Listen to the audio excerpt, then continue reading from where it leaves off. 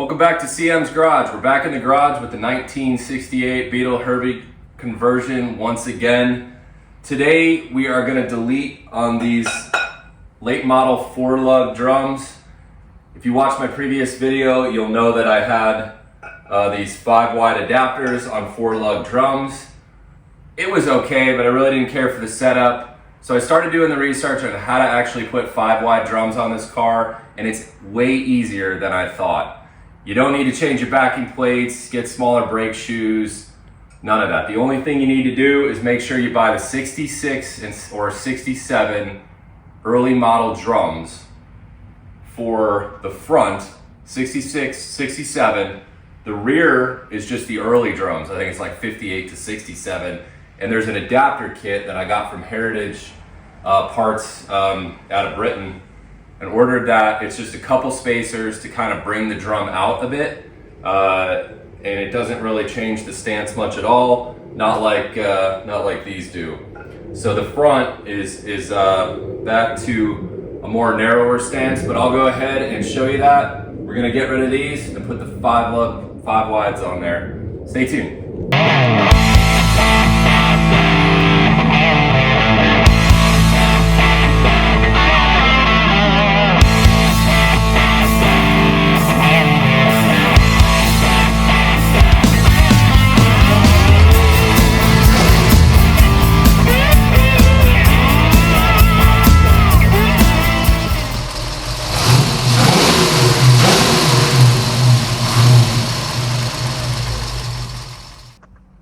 All right, we're back in the garage with the 68 Beetle Herbie conversion, and I am converting this car to a 5-wide. I had the adapters, the 5-wide adapters on the 4-lug 68 late model drums, but I wanted to put the early drums on here just to make it look right. I wasn't happy with the adapters. So I found out after doing some research that the 66 and 67 drums will fit this car. The front bolts mounts directly. There's nothing you have to change there.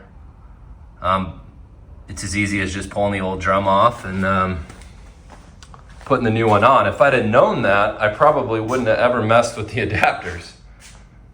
Now the rear,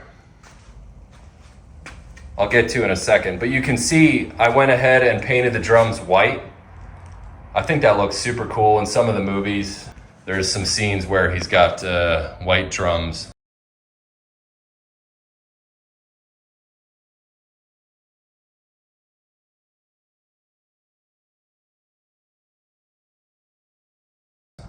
And I thought I'd just go with that look. I could always spray paint them black if I want to, but I think it looks cool. And I like just the way the drum looks with that almost 5-star kind of Krager look. So the front is easy. I didn't put that on video because I didn't make a video of doing that, just because it's as easy as swapping the drums. But the rear is a little different. There's a couple options. You can either put Volkswagen Thing drums on the back of this car, but it'll actually kick the width of the stance out just a little bit, which I wanted to do away with, because when I added the adapters, that's what it did. It pushed the wheels out. They weren't past the fenders, but they were right on the fender line. So you can see now it's back to your stock stance, I guess you could say. So I went ahead and took off the 4-lug drum off the rear. The rears, you can use the early Beetle drums, like 50s all the way up to 67. But you have to get, and I'll show you, this adapter kit over here. It's a 4 stud Beetle to wide 5 drum spacer kit. And I ordered this from Heritage Parts in England, although it shipped from California, which was weird. but it's got 2 spacers for each side. You've got a wide spacer and a narrow spacer. And the wide spacer goes in here in order to get the drum to come off of the brake pads, because if you have these wider late model brake pads, the older drums, the 5-wide drums, will just hit apparently. So this kicks it off of that a little bit. And then this shaft is a little longer than the older Beetles. So you need to use that spacer on the outside to make sure that the nut meets the drum. So I will show you that later when I install the drums. But let me show you those 5-wides that I got. All right, so these are the rear 5-wides. I've already got those painted and clear coated in the color that matches the body. All right, let's go ahead and get this driver's side drum off.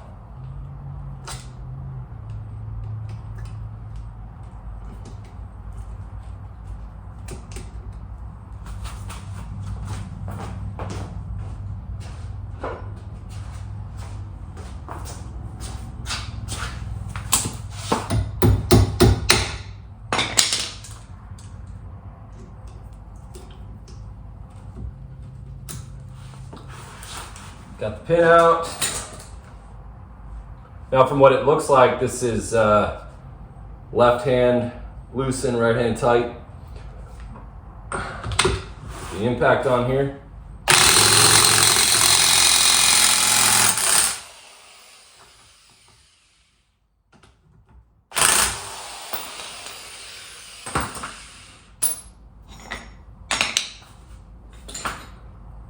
And we've got our puller. This isn't the perfect puller for a drum, but it worked.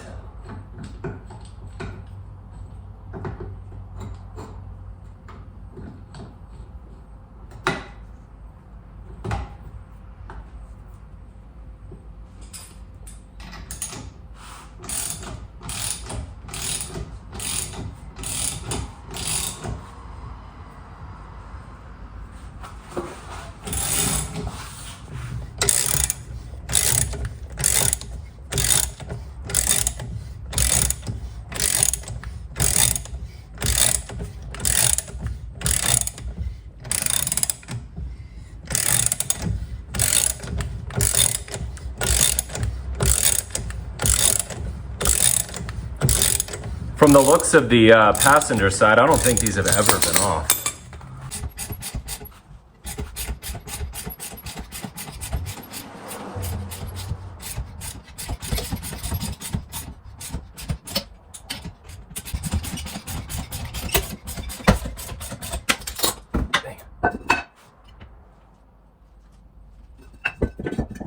Yeah, like check this out. That has never been touched. I mean, there's literally cobwebs in here. If it was 30, 40 years ago. So for the rear, I'm not only gonna get the drums replaced, but I'm gonna replace the flexible brake line. Hopefully I won't have to replace the actual brake line itself, but definitely the flexible line, the brake cylinders, the brake shoes, all this hardware in here will all be replaced. The fronts, if you watch in an earlier video, probably about 6 months ago, I replaced all the brake shoes and hardware and cylinders up there. So that was as easy, like I said earlier, as throwing the drums on. This is gonna be all changed out. Oh geez, the bearing popped out of here. Well, that's not good. All right, it feels pretty good. And this metal flakes, I think that's from the puller getting fried, so. All right, let's get to replacing all this brake hardware.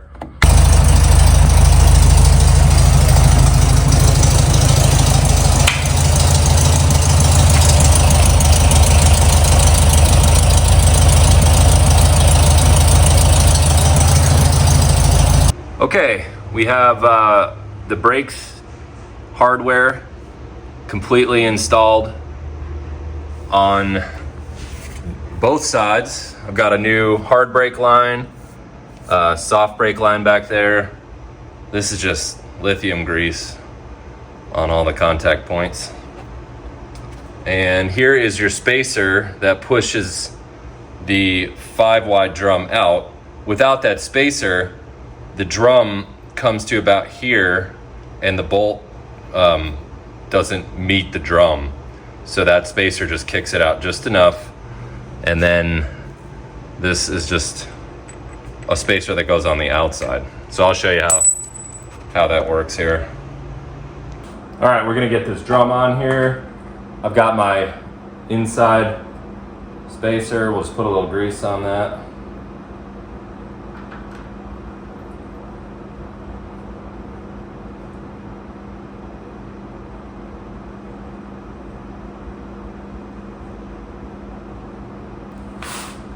All right, 5-wide drum. Everything's hooked up.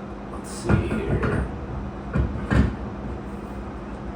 All right, we've got our drum on both sides. So you saw the inner spacer. Now you've got the outer spacer here, right behind the castle nut. We'll go ahead and bleed the brakes and get the wheels back on. Should be good to go.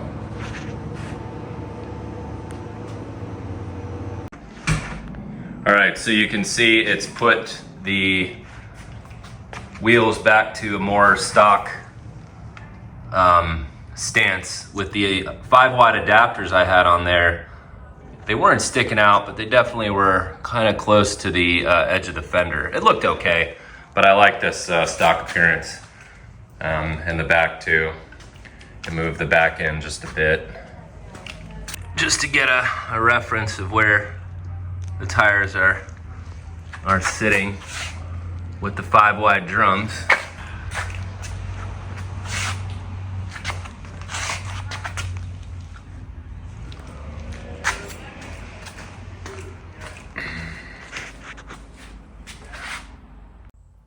Since my last video, I was having problems with that 80-mile-an-hour 1958 speedometer.